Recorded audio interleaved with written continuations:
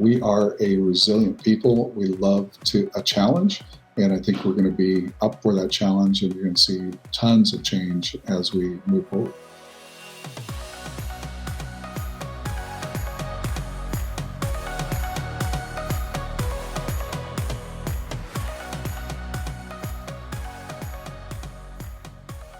So today we're joined with Wes Herman, the owner of Woods Coffee here in Bellingham, Washington, and Linden, Washington, I guess. Wes, welcome to the program. My pleasure. It is not only Linden, but we serve in 4 counties, so it's hard to distinguish where we're actually located, but certainly that's our home office is Linden, Washington. So how has this pandemic had an impact on your business? I mean, certainly with coffee shops and in-person visits to places where normally people would be hanging out and spending lots of time, and bringing people together as community is such a big part of what you do. How have you had to adapt what you're able to do as a coffee shop? Well, we're really focused on how we navigate a changing economy, and we are currently open in 15 of our 19 locations, and those are predominantly ones with drive-through capacity. And we've kind of navigated and changed from where we would normally have a great interior experience, and now it's predominantly exterior related. So that's been really interesting to navigate and prepare for.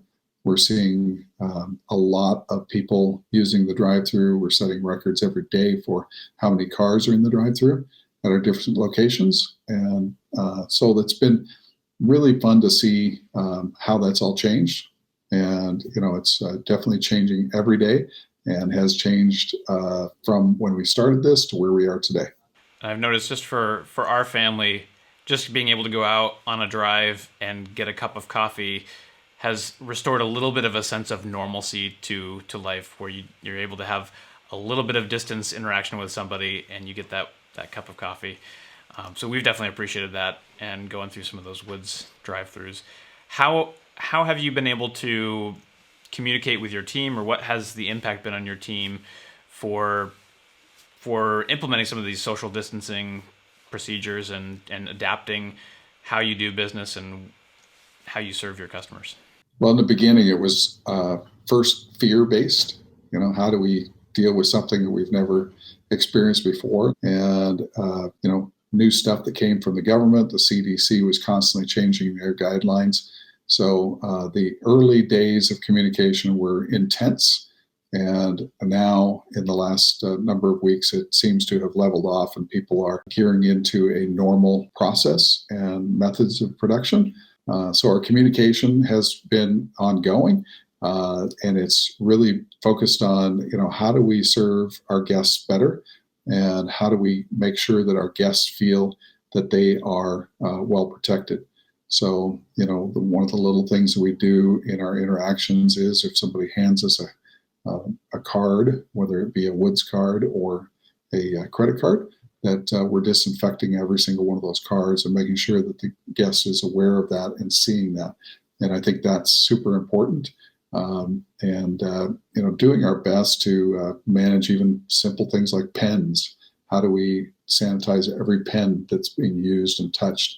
And how do we make these transactions feel personal, but yet very safe? And I mean, I've seen that you've also been volunteering a lot of your services and your product to some of the people that are working, on those front lines and as essential workers. Talk a little bit about that. What's that process been like, and what has that done for your team? Well, in one of our locations in Bellevue, Washington, we are next to a hospital, and we started seeing a ton of those workers, and the communications were interesting interactions because you were seeing the pain and concern that was on the faces of these people. And as they would tell us their stories, we became painfully aware that we needed to do something to encourage these people. So company-wide, we went ahead and said, for any healthcare worker, we just want to take care of you. And if you come in to our stores, we'll give you your beverage for free. And in just a small way of us saying thank you for what you're doing, and that we are wanting to encourage you, and we're behind you, we're in your corner, and we want to make sure that you guys feel that and sense that the community is 100% behind you. And I'm sure that's gone a long ways with those folks who have been able to receive it. Do you have any stories that you can share from your team of people who have been that this has made their day or just had a big impact on them? Yes, we have lots of those stories, and they continue to flow in. They're on our social media a lot because we not only appreciate these people in a big way. I mean, this is an amazing thing that they're doing, and it's hard for us to understand what that's like. But when we see their gratification and them sending the notes in and constant thank you and praise for what we're doing, it makes it all worthwhile. We have seen, I remember one woman, the message had been conveyed to me by one of our staff where she came in and she was fully prepared to pay for her beverage, but she looked a little distraught. And then how she just broke down in tears over the fact that we'd given her a free beverage. And for us, it's such a simple gesture, but for us, it was for her, it was so meaningful and impactful that it probably changed her day in a big way. That's fantastic. All right, so let's shift gears a little bit. Talk a little bit about business. Obviously, as a business, you're reacting as everyone else is reacting and trying to figure out how to go forward from here. Having made it through the last recession in 2008, 2009, and the years following, what are some tips that you'd have for other entrepreneurs, businesses that are trying to find and kind of plot a course through this whole thing? Well, those are great questions. And along those lines, we did go through that time. We were a young business at that moment. We took the '08 time and really changed who we were as a company. And we realized that things were changing and that this time was coming. So we went real lean. We figured out how to change things, how to adapt, and then how to make sure that there was no wasted motion, no waste in anything we did.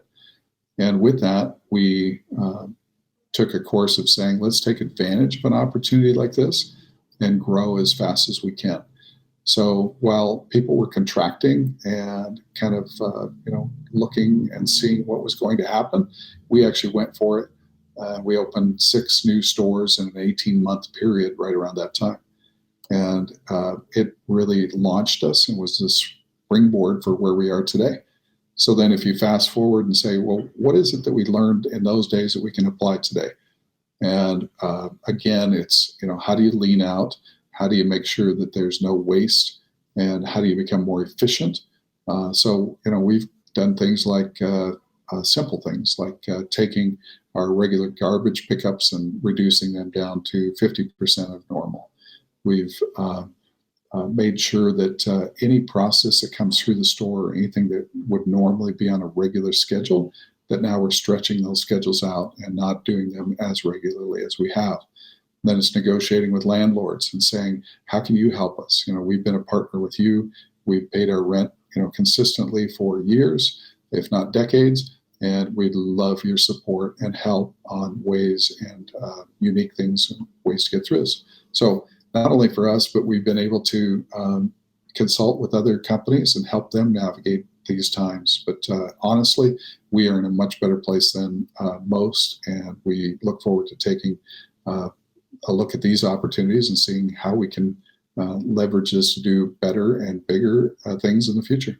What do you think, kind of shifting towards our community as a whole, how are we going to get through this as a community, and what are some things that you would like to see happen as we move forward after social distancing starts loosening up and we start getting back to business? And what do you think this is going to do to our community, and how do we get through it?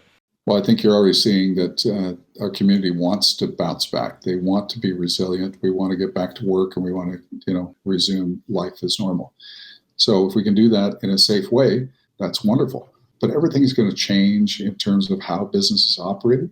And especially in our world, which is the restaurant world, we're going to see tons of new things and ways in which we've never had to deal with before, including social distancing. How do you do that in a restaurant setting? How do you do that with less seats? How do you spread those out? And then how does that affect your business? if you have X number of dollars of revenue coming through and now you've got less, how are you going to manage that? And what's that going to do to your business, and will you survive? So these are all things that are going to be front and center, but we are a resilient people. We love a challenge, and I think we're going to be up for that challenge, and you're going to see tons of change as we move forward. Awesome. Is there anything else that you want people to walk away from this conversation with you? Uh, what would you have them take away from this interview?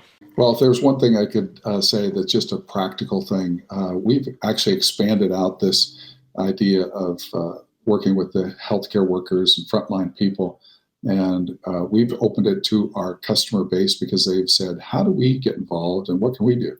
So in each of our stores, we have a special card that's used for these frontline people. And any of our guests that come in can donate towards those free drinks. So if you want to be a part of that and be a part of what we're doing in a community where we're just supporting our healthcare workers, just donate a little bit of money and we'll put it on that card. And then when they come in, their drink is free, and they will appreciate the community involvement. Wes Herman, it's always a pleasure to speak with you, and I'm glad to see that you guys are moving forward, and thanks for keeping us caffeinated even during these times. My pleasure. Thanks for having me.